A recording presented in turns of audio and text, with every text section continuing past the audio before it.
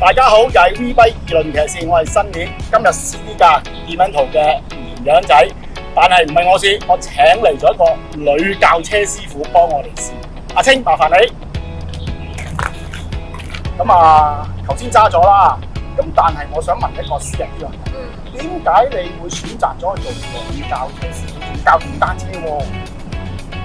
其實我本身咧想做考牌官嘅，不過就因為工資嘅情況下咧，而家就成咗電單車嘅師傅。係。華清，我想問你啦，你對電動車嘅感覺係乜嘢咧？我自己覺得佢係起來冇快，即係起步嗰下會有啲發力嘅。加埋我自己覺得佢本身應該係會有少少飄飄地嗰啲感覺嚟嘅。但係頭先你喺吐露港高速公路，你揸起上嚟，同路面嗰啲車嘅節奏跟唔跟？真係跟到。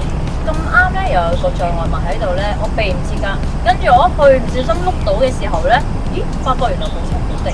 係啊，我見到嚇到我幾驚啊！嘭一聲。係啊。係。但係我見你揸得好定，我仲以為哇好犀利啊！教車師傅真係有一手㗎你。唔敢講。嗱，我想問你覺得呢架電動嘅綿羊仔對比起普通嘅綿羊仔個外形方面覺得點咧？我覺得部車咧係比較可愛啲嘅，加埋睇落去好樸素，望落去都係比較輕盈嘅車俾你。咁嗱，頭先你揸完一段時間啦，對比起燃油引擎嘅綿羊，你會用一架幾多 CC 嘅嚟同佢去比較咧？揸落去感覺係好似150cc 嘅大細，不過咧佢就好輕盈。我自己覺得咧喺制動方面咧，就可能因為佢好核心，所以就爭少少速度夠力。操控方面，例如轉彎咧係比較難。馬清，你今日試完架電蚊圖嘅綿羊仔啦，整體上你覺得佢點咧？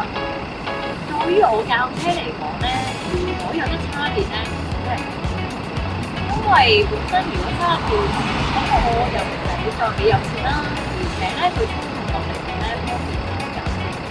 唔該晒你今日，咁今日講到呢度為止，下次再同大家介紹另一啲新車，拜拜。